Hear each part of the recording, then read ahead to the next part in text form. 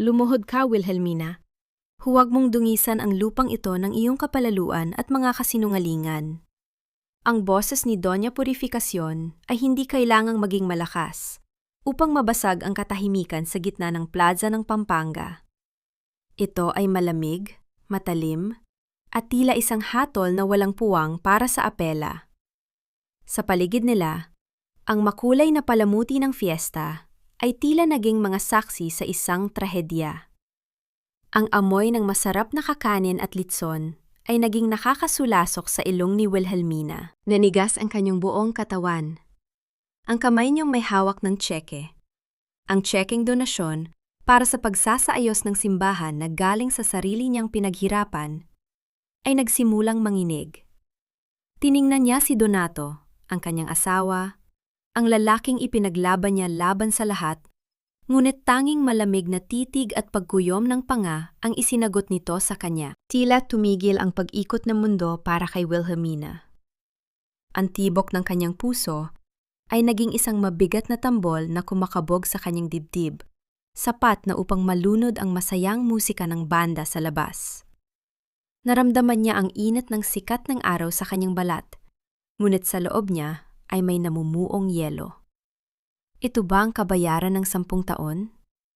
10 taon ng pagpupuyat upang isalba ang kumpanya ng mga Villarreal mula sa pagkalugi, 10 taon ng paglunok ng pride sa tuwing kailangan niyang pagtakpan ang mga pagkukulang ni Donato. Bakit niyo ito ginagawa? Ang kanyang tinig ay halos isang bulong, basag at puno ng hindi maipaliwanag na sakit. Para siyang isang gusaling gumuho mula sa loob. Walang ingay, walang pagsabog, kundi isang dahan-dahang pagkawasak ng pundasyon. Tumingala siya sa langit, naghahanap ng sagot. Ngunit ang tanging nakita niya ay ang cellphone ni Aling Belinda na nakatutok sa kanya. Ang pulang ilaw ng livestream na tila isang matang nagmamasid sa kanyang pagbagsak. Huwag ka nang magmalinis, Wilhelmina. Dagdag ni Donato. Ang kanyang boses ay puno ng kunwaring pagkadismaya na sadyang ipinaririnig sa mga taong nakapaligid. Nalaman na namin ang lahat.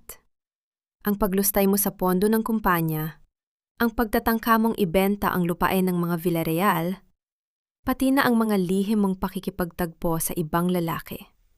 Tama na ang drama. Sa bawat salitang binitawan ni Donato, tila may isang kutsilyong humihiwa sa bawat alaala ng kanilang pagsasama. Nais niyang sumigaw. Nais niyang sabihin sa lahat na siya ang nagpalamon sa pamilyang ito nang sila ay wala na. Ngunit ang kanyang lalamunan ay tila barado ng mapait na abdo. Ang kanyang mga mata ay nananatiling tuyo, hindi dahil wala siyang nararamdamang sakit, kundi dahil ang kanyang kaluluwa ay masyadong pagod na para lumuha. Napilitan siyang bumaba sa kanyang kinalalagyan. Ang kanyang mga tuhod ay tumama sa matigas at mainit na semento ng plaza. Sa harap ng imahe ng patron at sa harap ng buong barangay, pinuwersa siya ni Doña Purificación na abutin ang kanyang kamay para sa isang pagmamano na hindi paggalang ang layunin, kundi ang ganap na pagpapasuko. Ang magaspang na balat ng matanda ay tila kuryenteng naghatid ng put sa kanyang sistema. Sa paligid, narinig niya ang bulong-bulungan ng mga tao. Ang mga marites na dati ay humahanga sa kanyang yaman, ay ngayon ay tila mga buitreng naghihintay sa kanyang huling hininga. Sayang ang ganda, magnanakaw pala, sabi ng isang boses. Akala mo kung sinong santa? Ahas din pala sa damo, dugtong ng isa pa. Ang bawat salita ay tila isang bato na ipinupukol sa kanya. Binubura ang lahat ng kabutihang ginawa niya para sa bayang ito. Tumayo si Donato sa kanyang harapan. Ang anino nito ay lumamon sa kanyang liwanag. Kinuha nito ang isang makapal na sobre mula sa loob ng kanyang tuxedo at binitawan ito sa harap ng lumuluhod na asawa. Ang mga papel ay nagkalat sa semento. Ang ilan ay tinangay ng hangin. Ngunit ang bawat pahina ay malinaw na nagsasabi ng iisang katotohanan. Annulment. Dahan-dahang lumapit si Donato sa kanyang tenga. Ang amoy ng mamahaling pabango nito na dati ay nagpapakalma sa kanya ay ngayon ay tila amoy ng pagkabulok. Sa isang boses na tanging siya lang ang makakarinig, bumulong ang kanyang asawa. Wala kang matitira, Wilhelmina. Mula sa bahay, sa kumpanya, hanggang sa huling sentimo mo, kinuha ko na ang lahat. Mamatay kang pulubi sa kalsada kung saan kita pinulot. Tumayo ang balahibo ni Wilhelmina hindi dahil sa takot, kundi sa isang matinding realisasyon. Ang lalaking katabi niya sa pagtulog sa loob ng isang dekada ay isang estranjero na may pusong bato. Habang pinagmamasdan niya ang pagtalikod ni Donato at ang mapang-uyam ng ngiti ni Doña Purificación, naramdaman niya ang isang malamig na hangin na yumakap sa kanya sa gitna ng tirik na araw. Ngunit sa gitna ng kanyang pagluhod, ang kanyang mga daliri ay dahan-dahang kumuyom, pilit na humahawak sa isang piraso ng papel na tinangay ng hangin pabalik sa kanya. Hindi ito ang annulment papers. Ito ay ang resibo ng insurance policy na lihim niyang binayaran noong nakaraang buwan. Isang dokumentong may nakasulat na pangalan ni Donato bilang tanging saksi sa isang aksidenteng hindi pa nangyayari. Habang minpapatuloy ang musika ng fiesta, isang panunumpa ang nabuo sa puso ng babaeng itinuring nilang talo. Ang malaking pintuan ng mansyon ng mga Villarreal ay hindi bumukas ng may kagalakan para kay Wilhelmina. Sa halip, tila ito ay isang dambuhalang bibig na handang lumamon sa kung anong natitira sa kanyang pagkatao. Habang naglalakad siya sa mahabang pasilyo, ang bawat hakbang niya sa malamig na marmol ay nagbibigay ng isang mapurol na tunog na tila nagpapaalala sa kanya na siya ay isa na lamang estranjero sa loob ng bahay. Na siya ang nagpundar. Ano pa ang ginagawa mo rito? Akala ko ba ay malinaw na ang lahat sa plaza? Ang boses ni Doña Purificación ay nanggaling sa dulo ng hagdanan. Bitbit ang isang rosaryo na tila hindi naman nakapaglinis sa kanyang maruming budi. Kukunin ko lang ang mga gamit ko, Mama. Mahinahong sagot ni Wilhelmina. Kahit na ang totoo ay nais nang isigaw ang lahat ng sakit. Ang matanda ay bumaba ng dahan-dahan. Ang bawat baetang ay tila isang hakbang ng panunupil. Huwag mo akong tawaging Mama. Wala akong anak na magnanakaw at mapanira ng dangal. At huwag mong asahan na makukuha mo ang lahat ng gusto mo. Ang lahat ng nasa loob ng pamamahay na ito ay pag-aari ng pamilya Villarreal. Utang mo sa amin ang bawat hibla ng damit na suot mo ngayon. Dinala siya ng matanda sa hapagkainan. Doon, sa ibabaw ng mahabang mesa na gawa sa nara, ay may isang maliit na platong may tira-tirang kanin at tuyong isda. Ito ang pagkain ng mga katulong, ngunit mas masahol pa ang naging trato sa kanya. Kumain ka na, huwag kang mag-inarte. Yan lang ang nararapat sa isang babaeng tinalikuran ng grasya, sabi ng matanda habang masusing nagmamasid. Naupo si Wilhelmina. Ang bawat subo niya ay tila may kasamang bubog na sumusugat sa kanyang lalamunan. Naalala niya kung paano niya pinamahalaan ang mga catering sa malalaking event ng kumpanya. Kung paano niya sinigurado na ang pinakamasarap na putahe ang nakahain sa asawa at biyenan. Ngayon, ang tuyong isda sa harap niya ay simbolo ng kanyang biglaang pagbagsak. Ngunit sa gitna ng pagmuya, walang luhang pumatak. Ang kanyang galit ay unti-unting nagiging isang malamig na apoy na nagbibigay sa kanya ng lakas na magpatuloy. Nabalot ng katahimikan ng bahay, isang katahimikang nakakabini hanggang sa marinig niya ang isang pamilyar na boses mula sa itaas. Si Donato. Ang tono ng boses nito ay malambing. Isang tonong matagal nang hindi naririnig ni Wilhelmina. Yes, honey. Don't worry. Malinis na ang lahat. Konting tiis na lang at magsasama na tayo sa Singapore kasama ang mga bata. I'll make sure she's out of the picture for good, sabi ni Donato sa telepono. Ang bawat salitang binitawan ng kanyang asawa ay tila isang hampas ng latigo sa likod ni Wilhelmina. Ang honey na binabanggit nito ay hindi siya.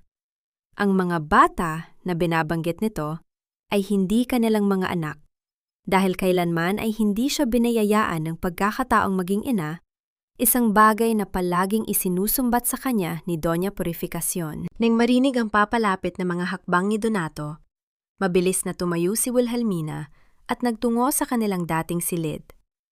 Ang silid na dati ay puno ng mga pangarap ay ngayon ay tila isang kabaong na gawa sa mamahaling kahoy. Nagsimula siyang magbukas ng mga drawer, naghahanap ng anumang dokumentong makakatulong sa kanya. Sa ilalim ng isang makapal na tumpok ng mga lumang magazine sa loob ng drawer ni Donato, naramdaman ng kanyang mga daliri ang isang matigas na folder. Inilabas niya ito at binuksan. Ang kanyang hininga ay tila tumigil sa kanyang lalamunan. Isa itong life insurance policy. Ang pangalan niya ay nakasulat bilang benepisyaryo.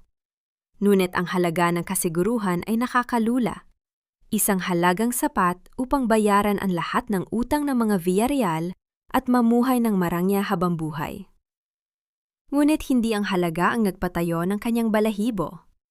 Sa gilid ng dokumento, may isang maliit na post-it note na may sulat kamay ni Donato. Maikli lang ito, ngunit puno ng kasamaan. Accidental death, flight to Cebu. Schedule, end of the month. Nabitawan ni Wilhelmina ang folder. Ang malamig na pawis ay gumuhit sa kanyang noo. Hindi lang siya gustong hiwalayan ni Donato. Hindi lang siya gustong nakawan ng dangal. Gusto siyang patayin ng sarili niyang asawa upang makuha ang pera ng insurance at magsimula ng bagong buhay kasama ang ibang pamilya. Habang nakatitig sa mga salitang iyon, naramdaman ni Wilhelmina ang isang kakaibang bigat sa ilalim ng kanilang kama. Dahan-dahan siyang lumuhod at kinapa ang ilalim ng kutson. Doon, nakapa niya ang isang maliit at kalawanging susi na nakadikit sa isang bahagi ng kahoy. Hindi niya alam kung ano ang bubuksan nito, ngunit alam niyang ito ang susi na maaring maging simula ng kanyang kaligtasan o ng kanyang ganap na kapahamakan. Narinig niya ang pagpihit ng doorknob ng silid. Ang tibok ng puso niya ay tila isang mabilis na takbo ng kabayo sa gitna ng digmaan. Mabilis niyang isinara ang drawer at itinago ang susi sa loob ng kanyang palad. Saktong pagpasok ni Donato na may daladalang bote ng alak. "Bakit nandito ka pa?" tanong ni Donato. Ang boses ay puno ng pagkasuklam. "Akala ko ba ay sapat na ang kahihiyang natanggap mo kanina?" Tiningnan ni Wilhelmina ang lalaking minahal niya. At sa unang pagkakataon, hindi na pag-ibig ang nakita niya, kundi ang mukha ng isang mamamatay tao. "Ang bawat patak ng pawis sa aking no ay naging ginto sa iyong bulsa, Donato. Ngunit ngayon, ang mga gintong iyon ay ginagawa mong pako para sa aking kabaong." Ang kaisipang ito ang paulit-ulit na humahaplos sa isipan ni Wilhelmina habang nakatayo siya sa dilim. Hinihintay ang malalim na pagtulog ng buong mansion. Ang katahimikan sa loob ng bahay ay tila isang mabigat na kumot na nagpapahirap sa kanyang paghinga. Ang tanging liwanag na nagmumula sa labas ay ang malamig na sinag ng buwan na tumatagos sa malalaking bintana, na nagbibigay ng mahahabang anino sa mga mamahaling, gamit na siya mismo ang pumili. Dahan-dahan niyang pinihit ang doorknob ng opisina ni Donato. Ang dahan-dahang pag-ikot ng bakal ay lumika ng isang mahaba at matinis na tunog sa gitna ng gabi, na tila isang babala na hindi siya dapat naroroon. Mabilis ang tibok ng kanyang puso. Bawat pintig ay tila isang yabag ng taong humahabol sa kanya. Sa loob, ang amoy ng mamahaling tabako at lumang katad ay sumalubong sa kanya. Ang amoy ng kapangyarihang unti-unting pumapatay sa kanya. Hindi siya gumamit ng ilaw. Sa tulong ng liwanag mula sa kanyang cellphone, binuksan niya ang vault sa likod ng malaking painting ng mga ninuno ni Donato. Alam niya ang password.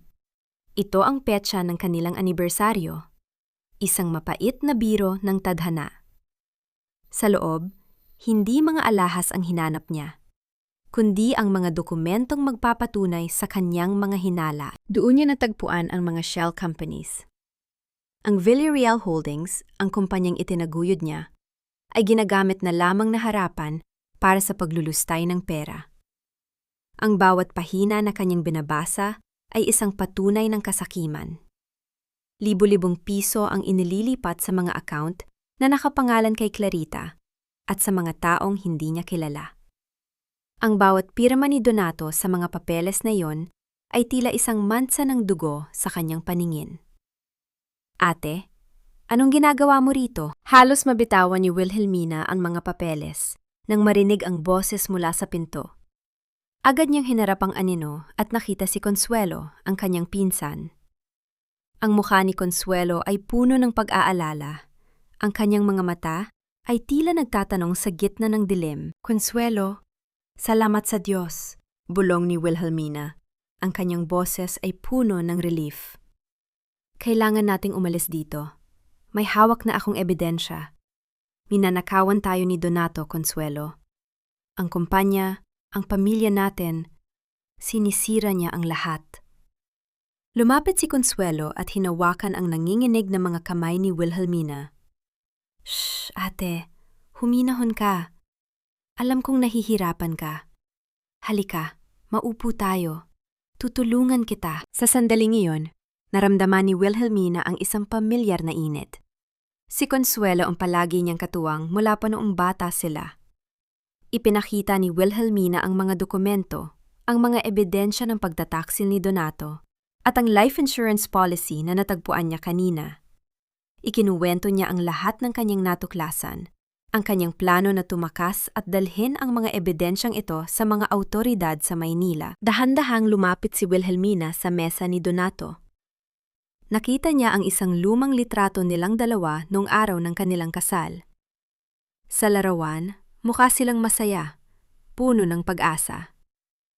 Hinawakan niya ang mukha ni Donato sa litrato. Ang kanyang mga daliri ay dahan-dahang gumuhit sa linyang naghihiwalay sa kanila. Walang ingay, walang galit na bulyaw.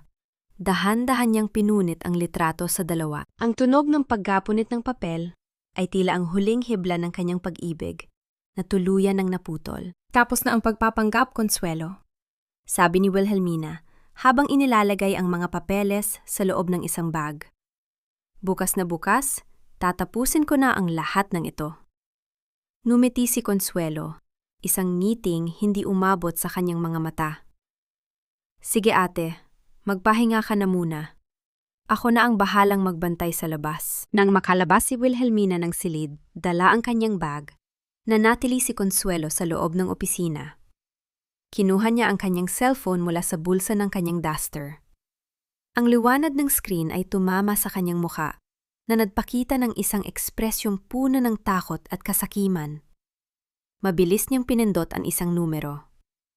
Pagkalipas ng ilang segundo, sumagot ang boses ni Donato sa kabilang linya. Donato, bulong ni Consuelo. Ang kanyang boses ay tila isang ahas na naglalabas ng lason. Nahanap na niya ang mga papeles. Alam na niya ang lahat tungkol sa insurance at sa mga kumpanya.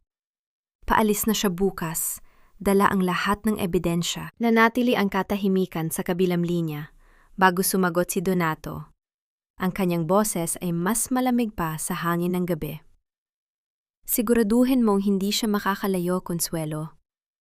Alam mo ang nakataya rito? Ang anak mo, ang utang niya sa akin. Huwag mong hahayaang makalabas siya sa gate ng mansion. Ibinaba ni Consuelo ang telepono. Ang kanyang mga kamay ay nanginginig habang nakatingin sa pinunit na litrato ni Wilhelmina sa sahig.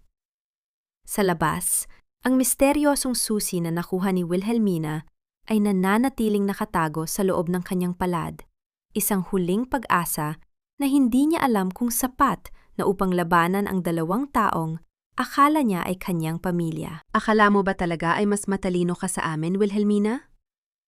Sa bahay na ito, kahit ang mga dingding ay may tenga na nakikinig para sa akin. Ang boses ni Donato ay parang isang malamig na hampas ng hangin na nagpabato kay Wilhelmina sa gitna ng madilim na pasilyo. Hindi pa siya nakakaabot sa pinto ng mansion nang bumukas ang lahat ng ilaw sa paligid na naglantad sa kanya. Isang magnanakaw sa sarili niyang pamamahay. Sa tabi ni Donato ay nakatayo si Consuelo. Ang mga mata nito ay nakatingin sa sahig, umiiwas sa anumang pagtatama ng paningin. Naramdaman ni Wilhelmina ang isang matinding panlalamig na gumagapang mula sa kanyang mga paa hanggang sa kanyang dibdib. Ang bag na naglalaman ng lahat ng kanyang pag-asa ay tila naging kasing bigat ng isang sako ng semento. Tumingin siya kay Consuelo, naghahanap ng kahit maliit na bakas ng pagsisisi. Ngunit tanging katahimikan ang isinagot nito. Consuelo? Bakit? Ang tanong ni Wilhelmina ay halos isang pagdaing, isang tunog ng isang pusong tuluyan ng nawasak. Magkapatid ang turingan natin. Ako ang nagpaaral sa anak mo. Ako ang tumulong sa inyo nang wala kayong makain. Paano mo nagawang ibenta ako sa demonyong ito? Patawad, ate. Patawad, bulaw ni Consuelo. Ang boses ay nanginginig, ngunit puno ng determinasyon. Si Mark, baon siya sa utang sa sugal. Sabi ni Donato, ipapakulong niya ang anak ko kung hindi ko gagawin ito. Kailangan kong pumili, ate. Ang anak ko o ikaw? At alam mong hindi ko kayang mawala ang anak ko. Isang mapait na tawa ang kumawala sa mga labi ni Wilhelmina. Ito ang katotohanan ng buhay na binuo niya. Isang palasyong gawa sa buhangin na gumuho sa isang ihip lang ng pansariling interes. Dahan-dahang lumapit si Donato. Ang bawat hakbang nito sa marmol ay tila isang tunog ng hatol na kamatayan. Marahas nitong hinablot ang bag mula sa kamay ni Wilhelmina. Akin na yan. Ang lahat ng ito ay basura, sabi ni Donato habang binubuksan ang bag at inilalabas ang mga papeles na pinaghirapang ipunin ni Wilhelmina. Kinuha ni Donato ang isang lighter mula sa kanyang bulsa. Ang maliit na apoy na sumiklab ay tila naging isang dambuhalang halimaw sa paningin ni Wilhelmina. Isa-isang inilapit ni Donato ang mga ebidensya sa apoy. Ang mga ulat ng shell companies, ang life insurance policy, ang mga patunay ng paglulustay ng pera.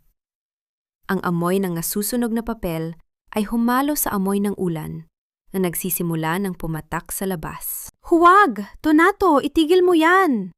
Sigaw ni Wilhelmina habang sinusubukang abutin ang mga nasusunog na papel. Ngunit itinulak siya ni Donato ng malakas. Ang kanyang katawan ay tumama sa gilid ng mesa na nagdulot ng isang matinding kirot sa kanyang balakang. Pinanood ni Wilhelmina ang pagbagsak ng mga itim na abo sa sahig. Ang kanyang mga ebidensya, ang kanyang tanging paraan upang lumaban, ay naging alabok sa loob ng ilang minuto. Ang lahat ng kanyang sakripisyo ay naglaho kasabay ng usok na paitaas sa kisame. Nayon, wala ka ng kahit ano. Wala nang maniniwala sa iyo, Wilhelmina. Sabi ni Donato, habang kinakaladkad siya patungo sa malaking pinto ng mansion.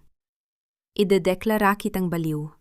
Sasabihin ko sa lahat na sinubukan mong sunugin ang bahay na ito dahil sa selos. Bumukas ang pinto at sinalubong sila ng isang malakas na buhos ng ulan.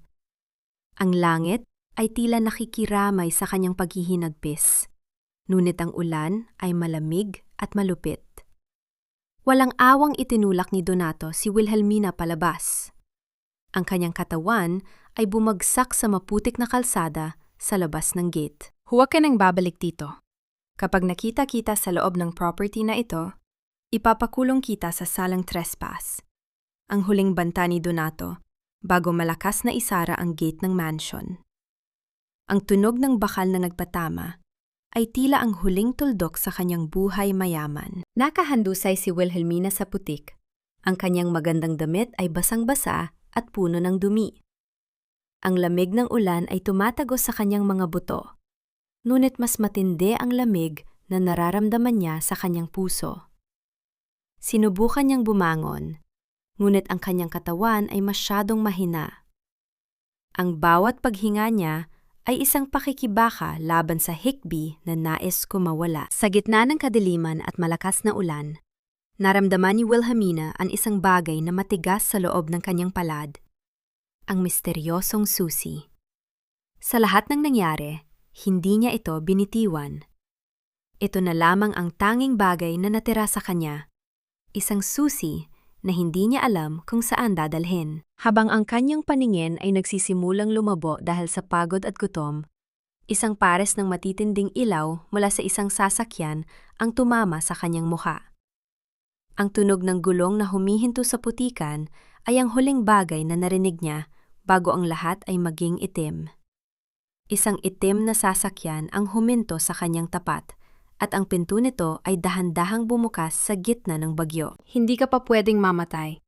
Masyado pang marami ang dumi na kailangan mong linisin sa iyong pangalan bago ka lisanin ng mundong ito. Ang mga salitang iyon, bagaman malamig at walang bahid ng emosyon, ang unang bagay na narinig ni Wilhelmina nang magmulat siya ng kanyang mga mata.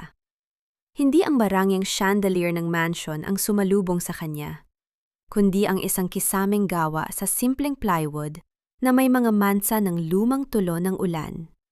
Ang amoy ng mamahaling pabango ni Donato ay napalitan ng amoy ng eucalyptus at isang uri ng gamot na panlinis ng sugat. Naramdaman ni Wilhelmina ang hapdi sa kanyang katawan.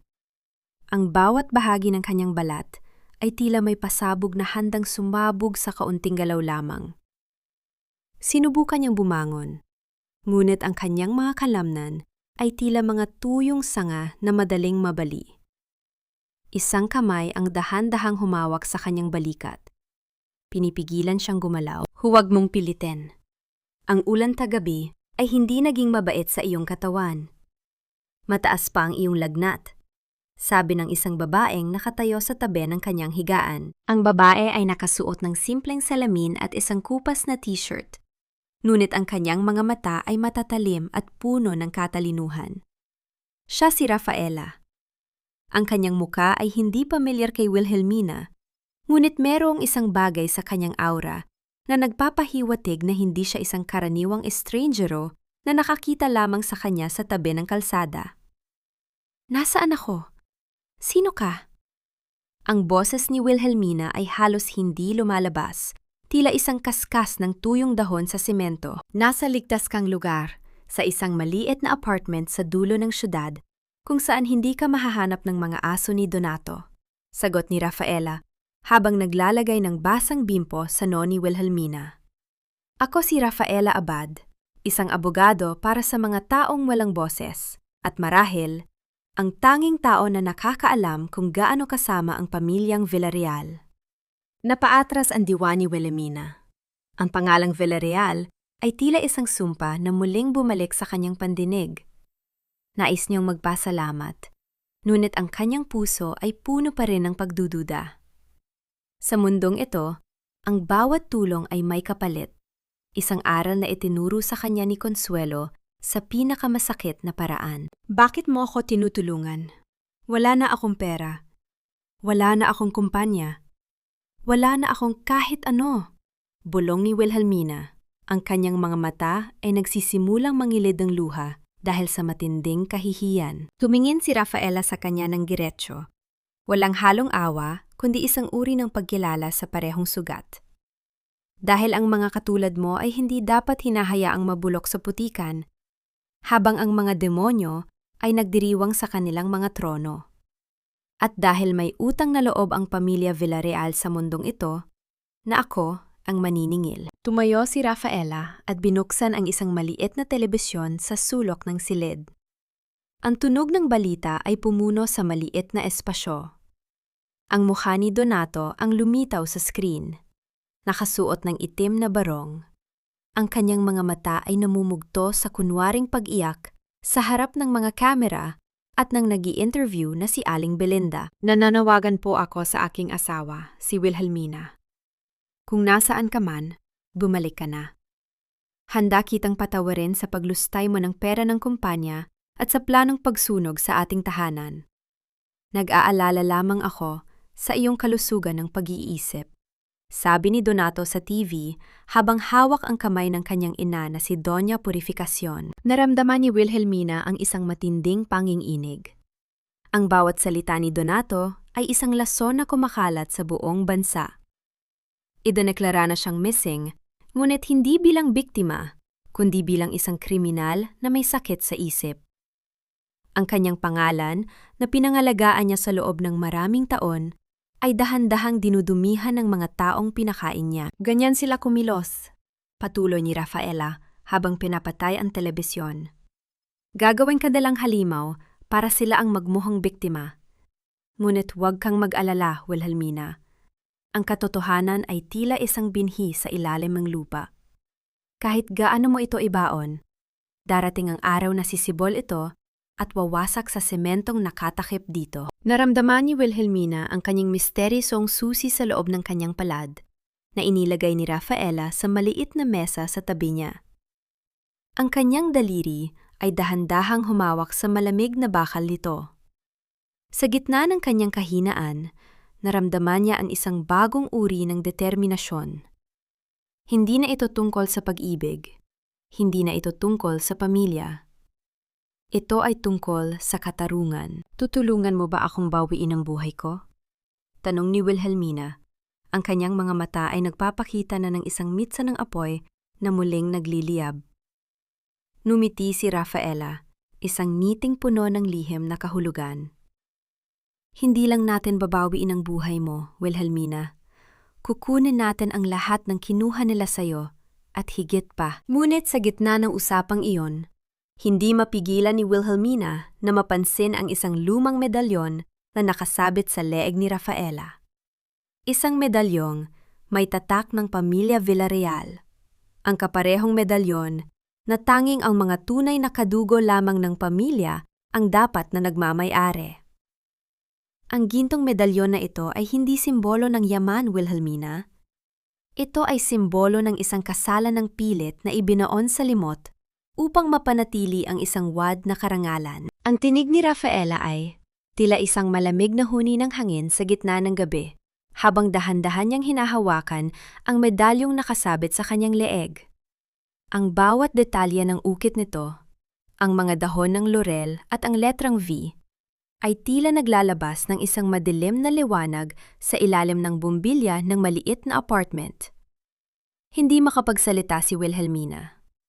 Ang medalyong iyon ay tanging ang mga direktang tagapagmana lamang ng mga Villarreal ang meron. Ito ang simbolong laging ipinagmamalaki ni Doña Purificación sa bawat pagtitipon. Paano napunta sa iyo ang bagay na yan? Halos paos na tanong ni Wilhelmina. Ang kanyang mga mata ay nananatiling nakatitig sa ginto. Isang mapait na ngiti ang gumuhit sa mga labi ni Rafaela. Ipinanganak ako sa gitna ng isang bagyo, katulad ng gabing nahanap kita. Ngunit ang bagyong yon ay hindi galing sa langit, kundi sa loob ng mansyon na yon. Ako ang lihim na hindi kayang tanggapin ni Doña Purificación. Ang anak na bunga ng isang pagkakamali bago siya ikinasal sa yumaong Don Villarreal. Itinapon niya ako sa isang ampunan sa labas ng probinsya dahil mas mahalaga sa kanya ang hiya kaysa sa sarili niyang dugo. Naramdaman ni Wilhelmina ang isang matinding paninikip ng dibdib. Ang babaeng palaging nagsasalita tungkol sa moralidad, ang biyena na tila isang santa kung manalangin sa simbahan, ay nagawa palang itapon ang sarili niyang anak upang hindi madumihan ang kanyang pangalan. Ang bawat sakripisyo ni Wilhelmina sa pamilyang yon ay tila naging isang malaking sampal. Pinaglingkuran niya ang isang pamilyang binuo sa ibabaw ng mga kasinungalingan. Kaya pala ganun na lamang ang galit mo sa kanila. Bulong ni Wilhelmina. Hindi lang galit, Wilhelmina. Hustisya, sagot ni Rafaela. Ang kanyang mga kamay ay nanginginig sa pagpigil ng emosyon. Ginamit ko ang bawat sentimo ng aking scholarship at bawat oras ng aking pag-aaral para maging abogado. Hindi para sa pera, kundi para sa sandaling ito. Noong una, balak kitang gamitin para sirain sila. Akala ko, katulad ka rin nila, isang Villarreal na ganid at mapang-api. Ngunit nakita ko ang pagtatraidor nila sa iyo. Nakita ko ang sarili ko sa bawat sugat mo. Dahan-dahang lumapit si Wilhelmina kay Rafaela. Wala nang mga salitang kailangan. Sa gitna ng kanilang magkaibang mundo, pinag-isa sila ng iisang sakit. Iniunat ni Wilhelmina ang kanyang nanginginig na kamay at hinawakan ang kamay ni Rafaela. Ang haplos na yon ay hindi lamang pasasalamat. Ito ay isang pangako. Ang pagkakaisa ng dalawang babaeng itinapon ng iisang pamilya ay mas matibay pa sa anumang bakal na gate ng mansyon. Anong plano natin? Tanong ni Wilhelmina. Ang kanyang boses ay hindi na nanginginig. Ang takot ay napalitan na ng isang matalim na determinasyon. Kailangan nating maging mapagmatyag, sabi ni Rafaela habang inilalabas ang isang folder mula sa kanyang bag. May impormasyon akong nakuha mula sa isang contact sa airport. Nagmamadali si Donato na ayusin ang mga travel documents ni Clarita at ng dalawa nilang anak. Planong nilang umalis patungong Singapore sa susunod na 3 araw. Dadalhin nila ang lahat ng perang ninakaw nila sa kumpanya. Naramdaman ni Wilhelmina ang mabilis na tibok ng kanyang puso. Ito na ang huling pagkakataon. Kung makakaalis si Donato, tuluyan ng maglalaho ang hustisyang hinahangad niya. Ngunit may isang bagay na bumabagabag sa kanya. Ang ebidensya, sinunog na ni Donato ang lahat. Paano natin sila mapipigilan kung wala tayong hawak na papeles? Ngumiti si Rafaela at sa pagkakataong ito, may halong pag-asa ang kanyang mga mata. Nakakalimutan mo ba, Wilhelmina? Sa bawat makapangyarihang pamilya, palaging may isang taong hindi pinapansin, ngunit nakakakita ng lahat. Ang matandang katulong sa mansion, si Aling Rosa. Siya ang nag-alaga sa akin bago ako itapon, at siya ang lihim na nagpapadala sa akin ng balita. At mayroon pa tayong isang alas. Itinuro ni Rafaela ang misteryosong susi na nakuha ni Wilhelmina sa ilalim ng kama. Ang susing yan ay hindi para sa isang vault o pinto sa mansion. Yan ang susi sa isang safety deposit box sa isang lumang bangko sa Pampanga na nakapangalan sa iyong yumaong ama. Isang bagay na hindi kailanman nalaman ni Donato. Naramdaman ni Wilhelmina ang isang matinding pag-asa. Ang kanyang ama, na palaging naniniwala sa kanyang lakas, ay tila nag-iwan ng isang huling sandata mula sa hukay. Ang pagbabalik sa pugad ng mga ahas ay hindi tanda ng kahinaan, kundi ang simula ng aking huling pagsalakay. Ang kaisipang ito ang naging kalasag ni Wilhelmina habang nakatayo siya muli sa harap ng malaking gate ng mansion ng mga Villarreal. Ang ulan ay tumigil na, ngunit ang lupa ay nananatiling basa at madulas, katulad ng landas na kanyang tinatahak. Hindi na siya ang maringal na babaeng lulan ng mamahaling sasakyan. Siya ngayon ay isang babaeng gusot ang damit, namumutla ang labi, at may bakas ng pagod sa bawat kilos. Ito ang papel na kailangan niyang gampanan. Ang asawang sawi na wala ng matatakbuhan. Nang tumunog ang buzzer sa gate, ang tunog nito ay tila isang babala sa buong kabahayan. Pagkalipas ng ilang sandali, lumabas si Donato, kasunod ang kanyang ina. Ang kanilang mga mukha ay hindi nagpakita ng awa, kundi ng isang mapang-uyang na tagumpay. Tingnan mo nga naman, ang dakilang Wilhelmina nagbalik na parang asong basang-basa sa ulan.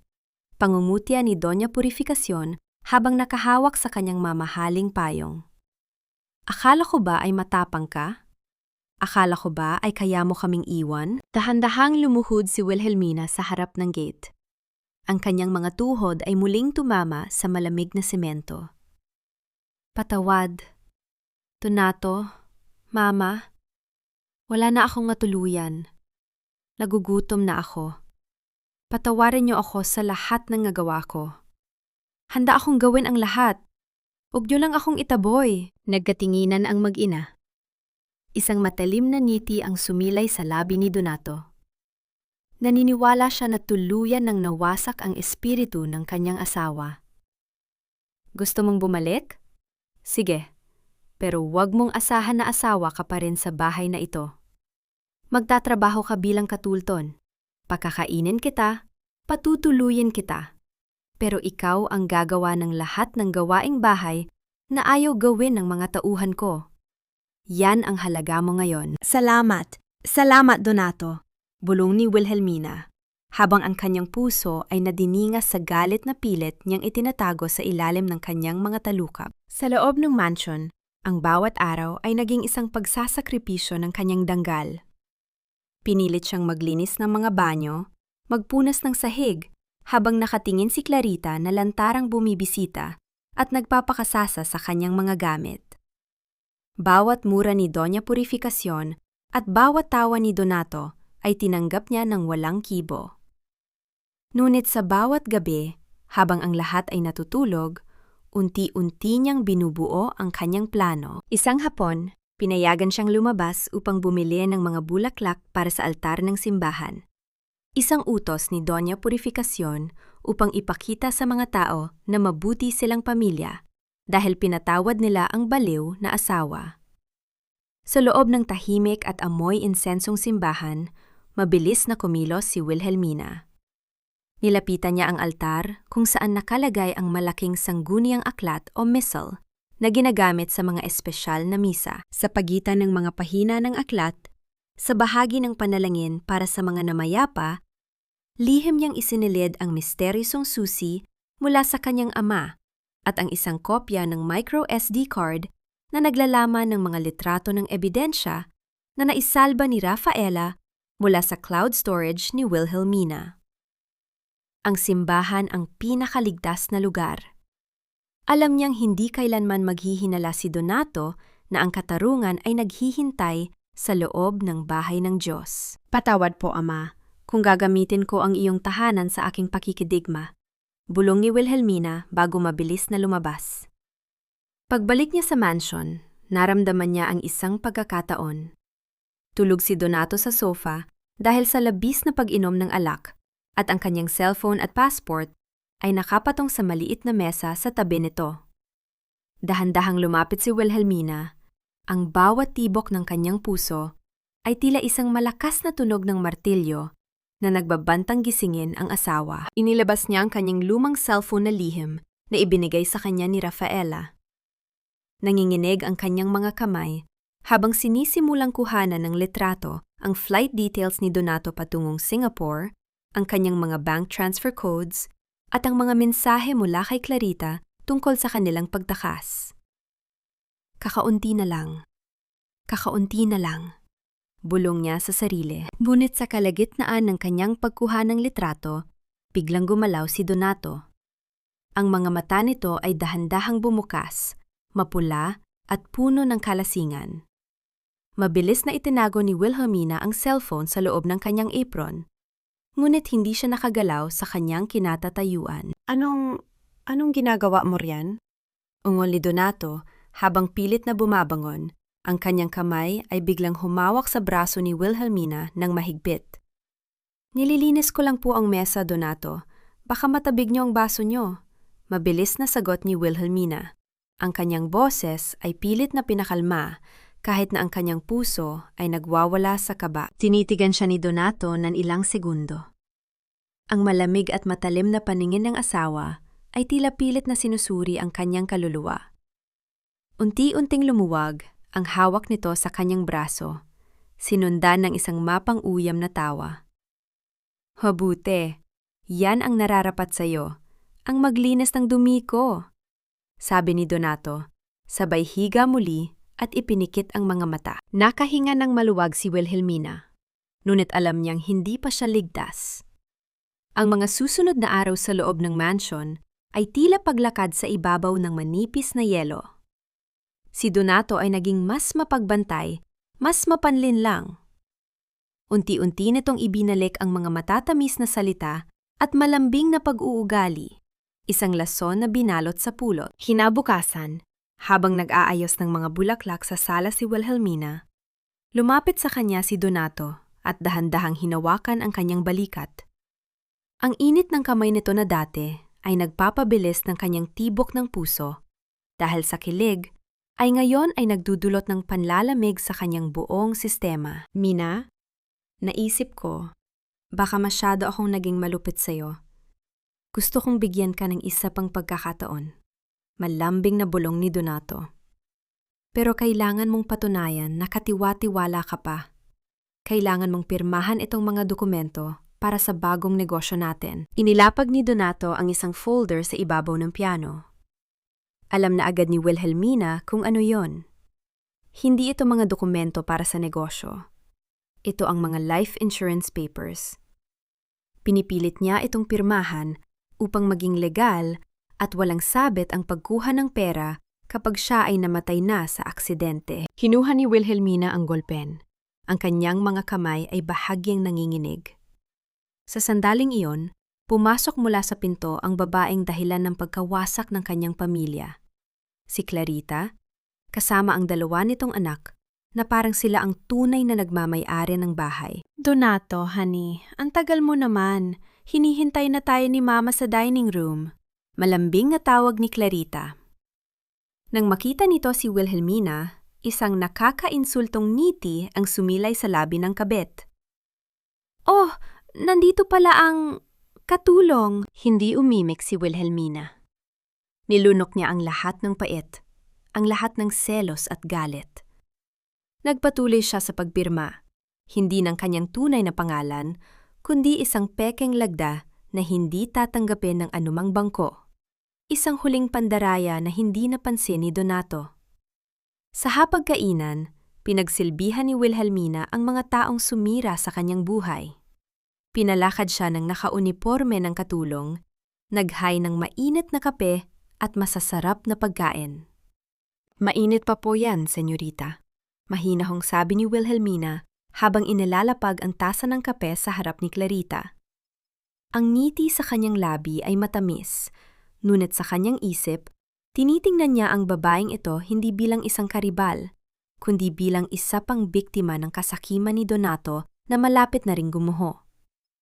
Ang pagiging kalmado sa gitna ng unos, isang pagpapakita ng lakas na hindi kailanman maiintindihan ng kanyang mga kalaban. Kinagabihan, habang patuloy siyang nagkukuskos ng sahig sa kusina, isang tahimik ngunit pamilyar na anino ang lumapit. Si Aling Rosa, ang matandang katulong na nag-alaga kay Rafaela noong bata pa ito. Walang sinabi ang matanda, ngunit pasikreto nitong inilagay ang isang mainit na pandesal at isang maliit na papel sa bulsa ng apron ni Wilhelmina. Nang mag-isa na lamang siya, binuksan ni Wilhelmina ang papel. Nakasulat doon, "Kinausap ni Donato si Consuelo. Bukas sa airport ang plano. Hindi kanya isasama sa Cebu. Papatayin kanya bago pa man umalis ang eroplano." Tumayo si Wilhelmina. Naramdaman ang lamig sa kanyang mga ugat. Ang oras ng paghihintay ay tapos na. Narinig niya ang boses ni Donato na nakikipag-usap sa telepono sa labas ng harden. "Oh, bukas sa airport. Siguraduhin mong hindi na siya makakaalis ng buhay. Gawin mong mukhang aksidente ayon sa usapan," sabi ng malamig na boses ng kanyang asawa. Bukas. Ang araw ng paghuhukom ay bukas. Ang huling gabi sa loob ng mansyon ng mga Villarreal ay tila isang mahabang paglamay sa isang bangkay na hindi pa naililibing. Sa loob ng kanyang maliit na silid na dati ay bodega lamang, nakaupo si Wilhelmina sa gilid ng kanyang kama. Ang katahimikan ay mabigat, tila may sariling timbang na pumipigil sa kanyang bawat paghinga. Wala siyang dalang kahit anong mamahaling gamit. Ang tanghing bitbit niya ay ang kanyang dangal na dahan-dahan niyang binubuo muli mula sa mga piraso ng pagkawasak. Dahan-dahan siyang lumabas patungo sa likod ng bahay, sa hardin kung saan ang mga rosas ay tila nalalanta na rin sa ilalim ng kadiliman. Doon, sa anino ng isang malaking puno ng manga, naghihintay si Rafaela. Ang kanilang pagkikita ay mabilis, tila isang sulyap sa gitna ng dalawang magkaibang mundo. "Handa na ang lahat, Wilhelmina," bulong ni Rafaela. Ang kanyang boses ay matatag at puno ng kasiguruhan. Ang mga awtoridad, ang media, at ang mga ebidensya sa misa sa simbahan, lahat ay nakahanda na para sa bukas. "Siguraduhin mong makakarating ka sa airport. Huwag kang matatakot. Nasa likod mo lang ako." Tumango si Wilhelmina. "Salamat, Rafaela. Hindi ko alam kung nasaan ako ngayon, kung hindi dahil sa iyo." Huwag ka sa akin mapasalamat. Pasalamatan mo ang sarili mo dahil pinili mong lumaban. Sagot ni Rafaela bago muling naglaho sa dilim. Pabalik na sana si Wilhelmina sa loob nang harangin siya ni Aling Rosa. Ang matandang katulong ay may hawak na maliit na balot ng tela. Sa loob nito ay may ilang piraso ng kakanin at isang bote ng tubig. "Mag-iingat ka, anak," bulong ni Aling Rosa. Ang kanyang mga mata ay puno ng luha. "Nakita ko ang lahat ng paghihirap mo sa bahay na ito. Karapatan mong maging malaya. Baon mo ito? Baka magutom ka sa daan. Isang simpleng balot ng pagkain mula sa isang taong wala ring kapangyarihan, ngunit may pinakamalaking puso. Niyakap niya ng mahigpit ang matanda, isang yakap na nagpapadama ng lahat ng pasasalamat na hindi kayang bigkasin ng mga salita. Madaling araw pa lamang ay narinig na ang ingay ng mga maleta na kinakaladkad sa pasilyo.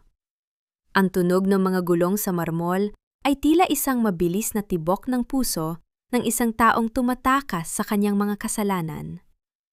Si Donato ay nakasuot ng kanyang pinakamagarang suit, habang si Clarita ay abala sa pag-aayos ng kanyang buhok, tila papunta sa isang bakasyon at hindi sa isang krimen. Mina, bilisan mo.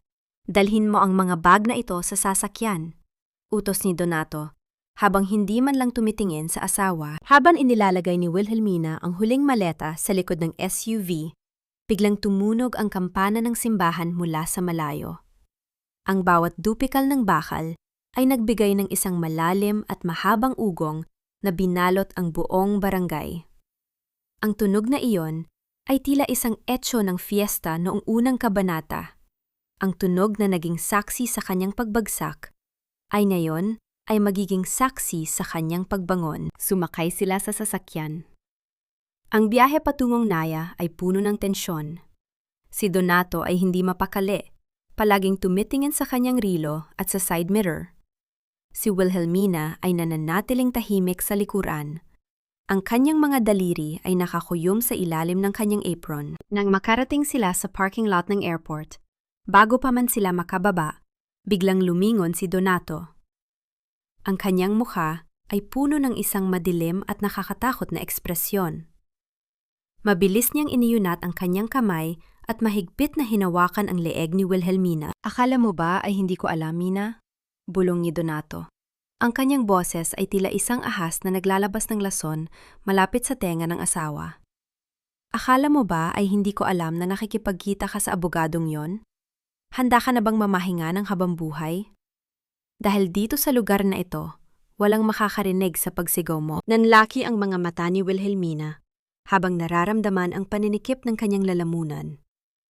Ang hangin ay dahan-dahang nauubos at ang mukha ni Donato ay tila isang halimaw na handang kumitil ng buhay sa gitna ng liwanag ng umaga. Bitawan mo na ang iyong buhay, Mina. Dahil sa dulo ng biyaheng ito, abo ka na lamang na hindi matatandaan ng sinuman. Ang boses ni Donato ay hindi na ang boses ng lalaking pinangakuan ni Wilhelmina ng katapatan sa harap ng altar. Ito ay boses ng isang halimaw na nagukubli sa likod ng mamahaling kurbata at peking ngiti. Nararamdaman ni Wilhelmina ang init at diin ng mga daliri ni Donato sa kanyang lalamunan. Ang hangin ay dahan-dahang naglalaho. Ang kanyang paningin ay nagsisimulang punuin ng mga itim na tuldok at ang kanyang dibdib ay tila sasabog sa sobrang sikip. Ngunit sa gitna ng hapdi at takot, ang isipan ni Wilhelmina ay nananatiling gising. Hindi niya hinayaan ang sarili na maging biktima lamang. Gamit ang kanyang natitirang lakas, itinaas niya ang kanyang kamay at marahas na pinindot ang bisina ng sasakyan. Ang mahaba at matinis na tunog ng bisina ay pumunit sa katahimikan ng parking lot, isang hiyaw ng saklolo na hindi kayang bigkasin ng kanyang bibig. Anong ginagawa mo? Bulyaw ni Donato habang pilit na binibitiwan ang leeg ni Wilhelmina dahil sa gulat. Bago pa man makabawi si Donato, isang malakas na katok sa salamin ng bintana ang nalingon sa kanila. Ang tunog ng mabigat na kamay na tumatama sa bubog ay tila isang tambol ng katarungan. Sa labas, nakatayo si Rafaela kasama ang ilang mga lalaking nakasuot ng uniforme ng NBI. Attorney Rafaela Abad, at mayroon kaming warrant para sa pag-aresto sa iyo, Donato Villarreal, sa kasong attempted murder, embezzlement, at insurance fraud. Ang boses ni Rafaela ay matatag, tila isang pader na hindi matitibag. Dahan-dahang bumukas ang pinto ng sasakyan at bumagsak si Wilhelmina sa labas. Humihinga ng malalim habang hinahawakan ang kanyang leeg, na ngayon ay may mga pulang marka ng mga daliri ni Donato. Agad siyang dinaluhan ni Rafaela. Tapos na, Mina, tapos na. bulong ni Rafaela. Lumabas si Donato mula sa sasakyan, pilit na inaayos ang kanyang tuxedo habang nagkukunwaring galit. Anong kalokohan ito? Wala kayong ebidensya. Idedemanda ko kayo ng harassment. Ngunit ang kanyang yabang ay tila isang kandilang hinipan ng hangin nang ilabas ni Rafaela ang isang makapal na folder. Ebidensya? Nandito ang lahat. Ang mga dokumentong nakuha namin sa loob ng missal sa simbahan ng Pampanga, ang orihinal na bank transfers, ang mga mensahe mo kay Clarita, at ang record ng Peking Insurance Policy. Pati ang micro SD card na naglalaman ng mga video ng pagtatangka mong lasunin ang asawa mo. Sa sandaling iyon, dumating ang isang itim na sasakyan kung saan lumabas si Doña Purificacion at si Clarita na parehong gulat sa nakikitang eksena. Ang mga marites na kasama nila ay agad na nagsimulang mag-record gamit ang kanilang mga cellphone. Anong nangyayari rito? Donato, anak! Sigaw ni Doña Purificacion. Humarap si Rafaela sa matanda. Ang kanyang mga mata ay nagniningas sa matagal ng itinatagong puot.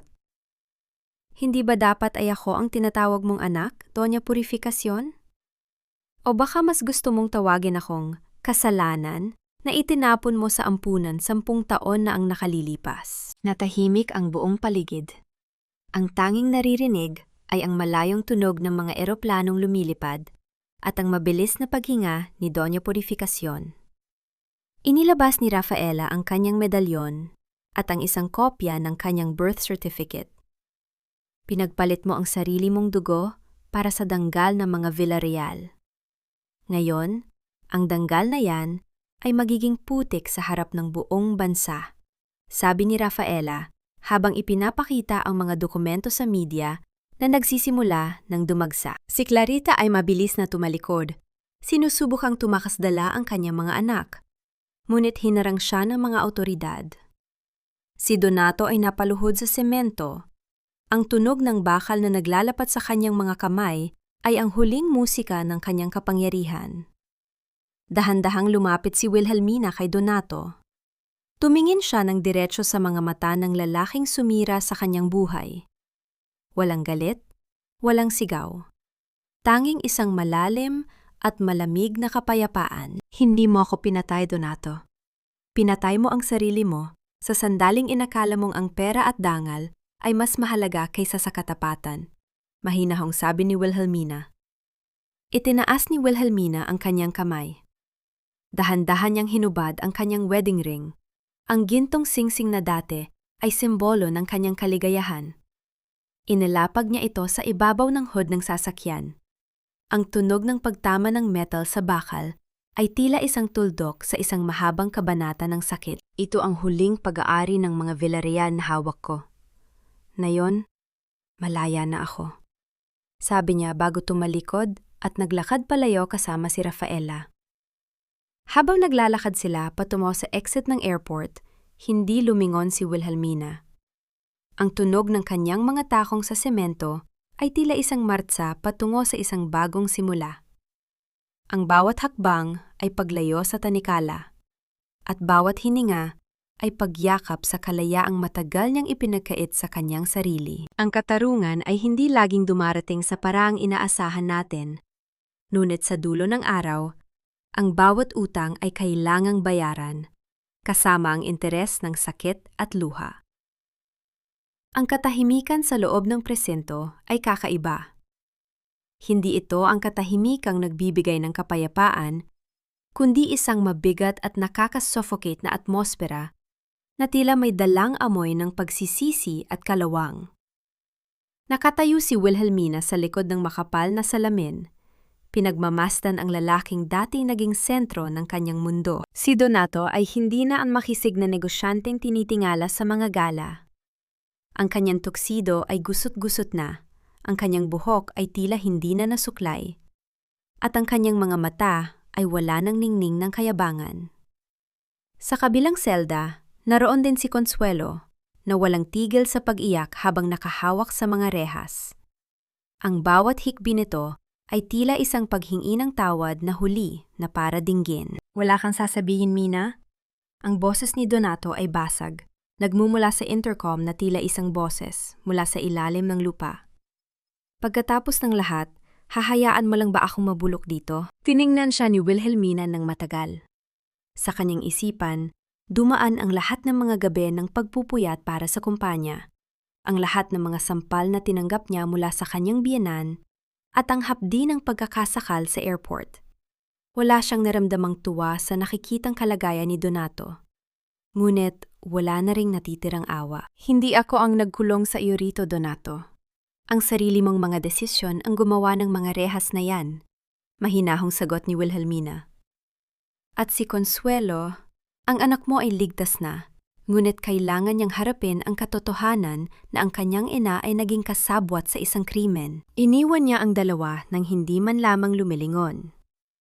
Sa labas ng presinto, ang sikat ng araw ay tila isang mainit na yakap. Doon, naghihintay si Rafaela, nakasandal sa kanyang sasakyan, bit-bit ang isang folder na naglalaman ng mga huling dokumento ng mansion ng mga Villarreal. Tapos na ang pirmahan, Mina, sabi ni Rafaela. Ang mansion ay naibenta na.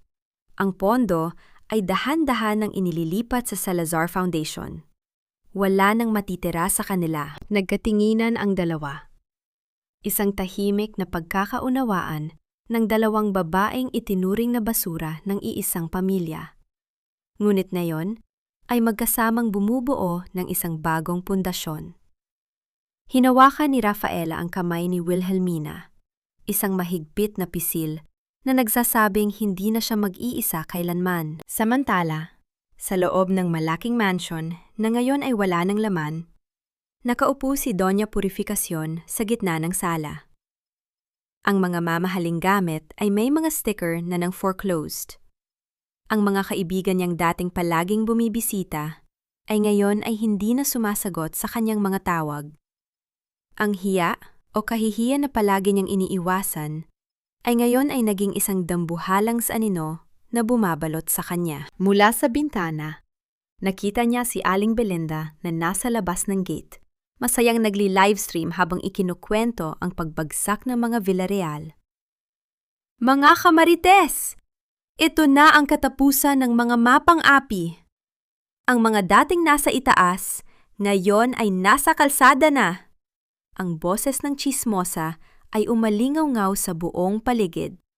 Tila isang masakit na kanta ng karma. Pakalipas ng ilang linggo, matatagpuan si Wilhelmina sa pampang ng Bataan. Ang hangin ng dagat ay humahaplos sa kanyang buhok. Tinatangay ang bawat bakas ng amoy ng mansion at ng laso ni Donato. Nakatayo siya sa harap ng isang maliit ngunit magandang bahay na yari sa kahoy at puting pintura. Wala itong mga dambuhalang gate. Dahil wala na siyang kinatatakutan, inilabas niya ang isang sulat mula sa kanyang bulsa. Ang huling sulat na ipinadala ni Donato mula sa kulungan. Tiningnan niya ang selyo, naramdaman ang bigat ng mga salitang nakasulat sa loob. Hindi niya ito binuksan. Sa halip, dahan-dahan niyang pinunit ang sulat sa maliliit na piraso at hinayaan ang hangin na tangayin ang mga ito patungo sa asul na dagat. Ang mga piraso ng papel ay tila mga puting ibon na lumilipad palayo, simbolo ng mga alaala na hindi na kailanman muling babalik. Huminga ng malalim si Wilhelmina, ipinikit ang kanyang mga mata, at sa unang pagkakataon sa loob ng 10 taon, isang tunay at payapang ngiti ang sumilay sa kanyang mga labi. Ang bawat alon na humahampas sa buhanginan ay tila isang bulong ng pag-asa. Wala na ang mga tanikala. Wala na ang sumpa ng gintong kadena. Ang bawat umaga sa Bataan ay nagsisimula sa halik ng alat ng dagat at sa malambing na kanta ng mga ibon sa labas ng bintana. Para kay Wilhelmina, ang mga tunog na ito ay mas mahusay pa sa anumang mamahaling alarm clock o sa sigaw ng mga utos sa loob ng mansion. Sa kanyang maliit na harden, ang mga halaman ay dahan-dahang sumisibol, tila nakikisabay sa kanyang sariling pagbangon mula sa mga abo ng nakaraan. Wala na ang titulong Wilhelmina Villarreal. Ngayon, siya na muli si Wilhelmina Salazar. Isang pangalang bitbit ang dangal ng kanyang ama at ang sarili niyang lakas. Isang puting gusali ang nakatayo sa dulo ng kalsada, malapit sa dalampasigan. Ito ang Salazar Foundation. Isang center para sa mga kababaihang biktima ng pang-aabuso sa pera at emosyonal na karahasan. Sa loob ng center, ang mga tawanan ng mga babaeng dati ay nakayuko sa takot ay pumupuno sa bawat sulok. Isang hapon, habang nag-aayos ng mga dokumento si Wilhelmina, isang batang babae ang lumapit sa kanya at nag-abot ng isang tumpok ng mga sariwang bulaklak na pinitas sa tabi ng daan. Para sa inyo po, Miss Mina. Salamat po dahil tinulungan niyo si Mama na makabangon muli. Bulong ng bata na may malawak na ngiti, isang sandali na hindi mabibili ng anumang yaman ng mga Villarreal. Ang makitang may isang buhay na nagbago dahil sa kanyang karanasan ay higit pa sa anumang katarungan. Hinawakan niya ang kamay ng bata.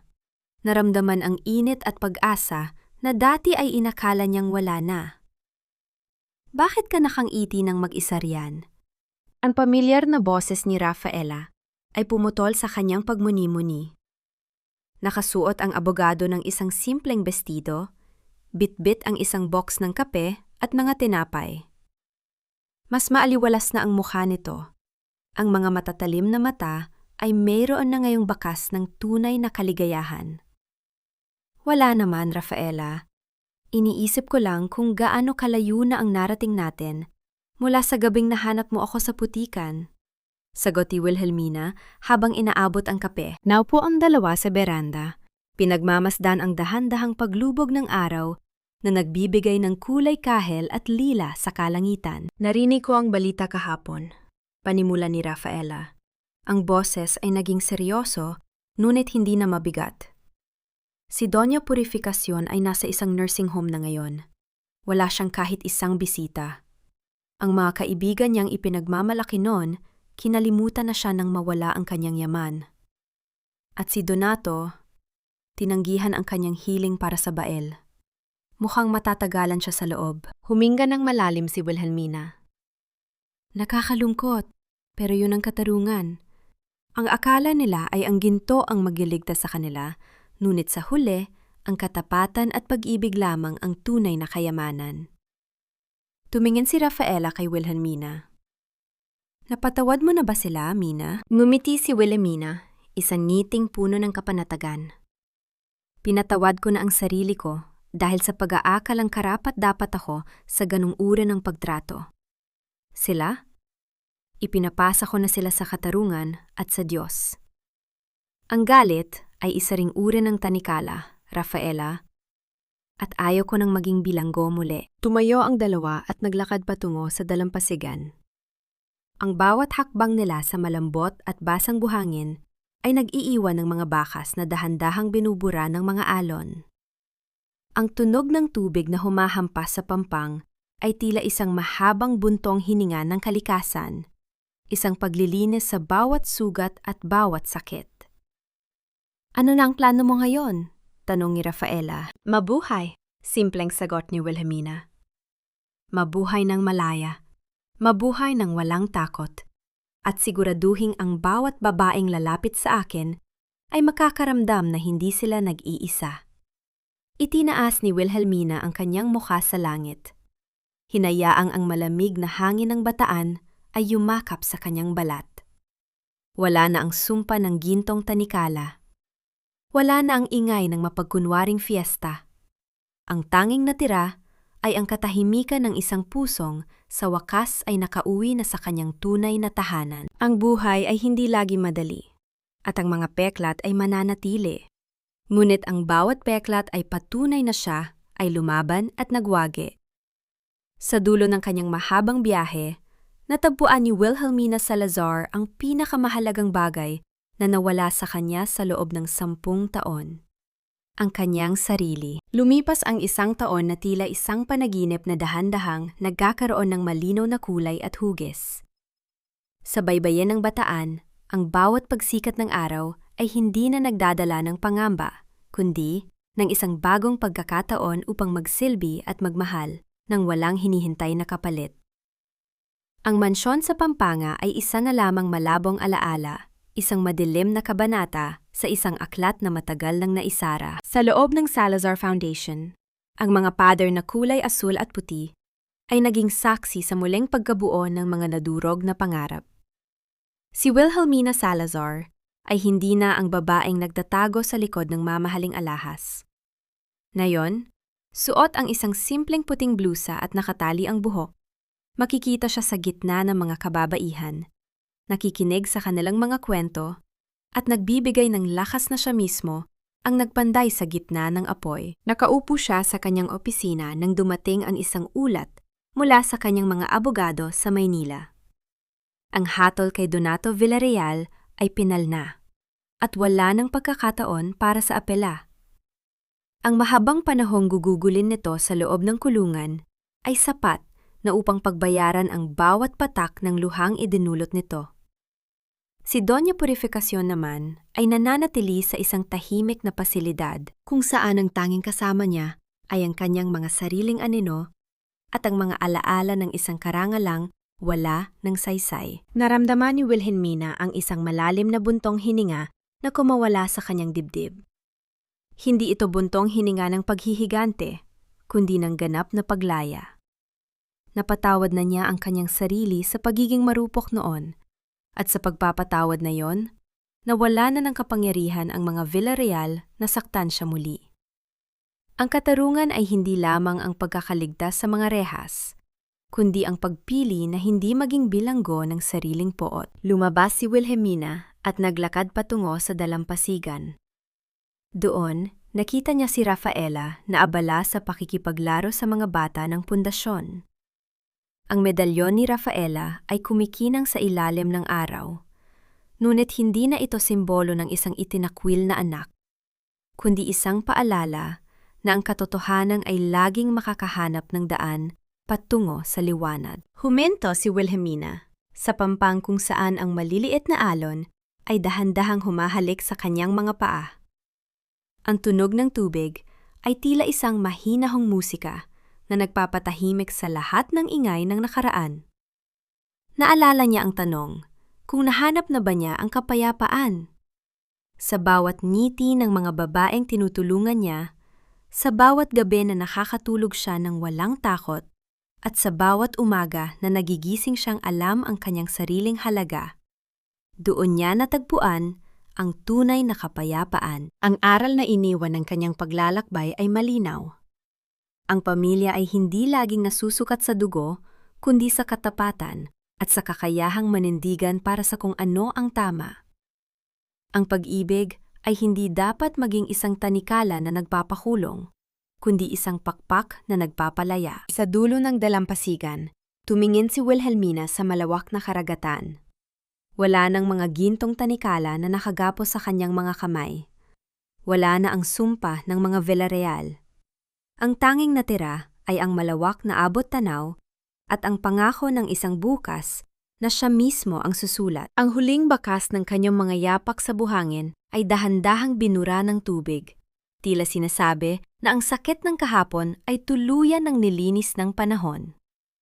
Sa gitna ng katahimikan ng bataan, ang dating biktima ay naging isang mananalo.